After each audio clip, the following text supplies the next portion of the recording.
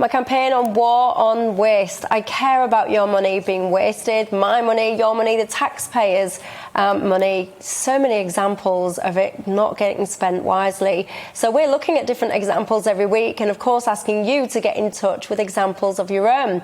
This week, the NHS reports over the weekend suggest that the NHS has paid more than £1 billion in the last 6 years to law firms fighting clinical negligence claims. The figures show one in every £4 the NHS pays to settle clinical negligence goes to the law firms.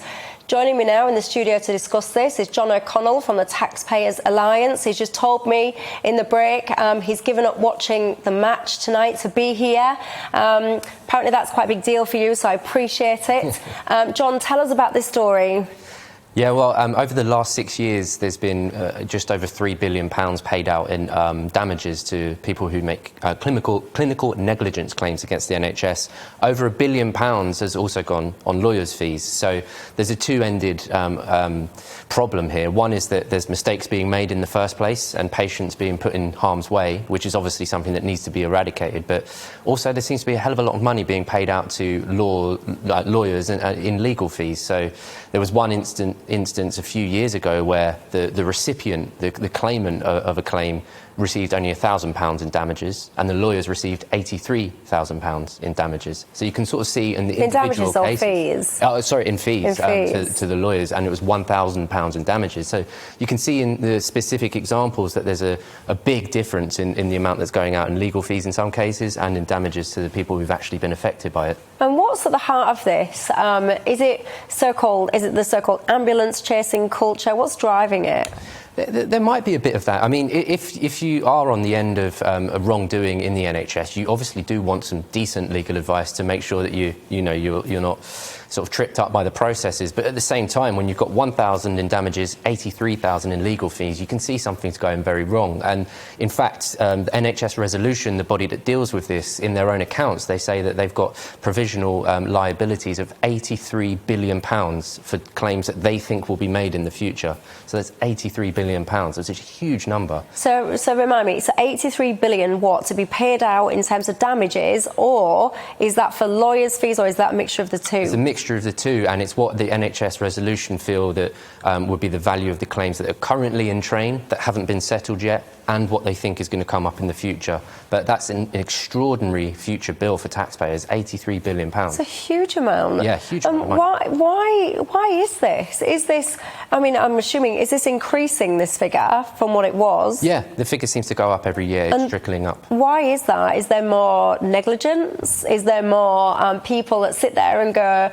I know what I'm going to do, I'm going to sue? Is it a bit of both? I think it's a mixture of those factors. I think the NHS is treating more and more people. As a country becomes richer, people tend to spend more of their time and concern on healthcare. So the NHS is treating more people, so accidents are going to happen. We have to remember that. This figure could probably never be zero, but at the same time, there might be a bit of a creeping of a sort of an Americanization of our culture where, somebody has to be blamed and somebody has to be hit for lots and lots of money, and it tends to be lawyers that win out in those situations and taxpayers that lose out. Yeah, because, I mean, you see these adverts everywhere now, don't they? Have you had an accident here or an accident there? And people are really incentivised to get in contact with these lawyers. And is there not such a thing in terms of a cap within the NHS of fees that they would actually be willing to pay? Obviously, if something's going to rumble on and on, it's very different. But in terms of rates, legal fee rates, is there any caps? Well, ministers a few years ago set these plans in motion. Jeremy Hunt was in charge of the Department of Health at the time, and it was for cases that were of damages of £25,000 or less, so what they call sort of small claims almost.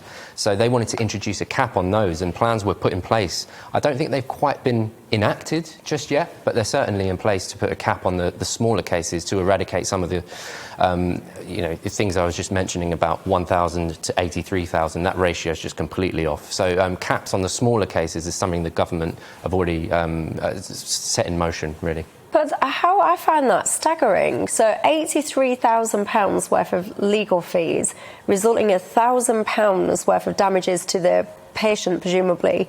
How is that even allowed to get through the books? Why isn't that stopped? And it's just, I find that mind-blowing.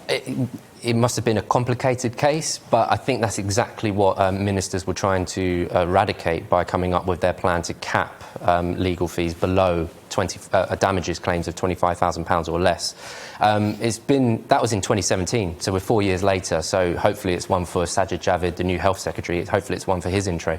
And do you think that they will pick this up? Because wasting of money, the thing is when you're in the public sector, not everybody, before you start getting in touch and having a go at me, but often people in the public sector, they don't value the money as though it was their own money. They do spend it or waste it in a way that I really don't think that they should be. So do you think this is something that the government will get on top of? With liabilities of over £80 billion, they ought to. It's a hell of a lot of money. We want to deliver more for less money. We want to make sure that the NHS is delivering world-class healthcare.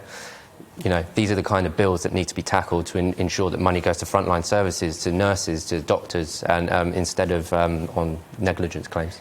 Yeah, because it's staggering, isn't it? We talk about nurses and doctors' pay rises, particularly, we've just done all this clapping for them and, disputing the percentage that these people are going to get. So then when you hear the amount of money that's ring-fenced for predominantly legal fees, it is a little bit... If I was a nurse, which my mum and sister are, by the way, my mum and sister are both NHS nurses, but I think if I was hearing those kind of figures whilst simultaneously hearing arguments and dispute about how much of a pay rise you're going to get for working incredibly hard during this pandemic, then it's a little bit hard to swallow, isn't it? It is. I mean, of course, you want your mistakes to be eradicated to start with, not just for the money side of it, but just so people don't go through that kind of trauma. But, that's never going to be... They treat so many patients, mistakes will unfortunately happen on occasion. We just need to make sure that the costs for those mistakes are not so sky high that they leave taxpayers shortchanged. Indeed. Well, that's John O'Connell, Taxpayers Alliance. You've just said to me you're excited because whilst you've missed a game to be here, you're going to the next one. France-Switzerland. France-Switzerland, you see. I should know this. I should know all the fixtures, but I don't. I'm trying hard. Well, enjoy the game and thank you very much for your time.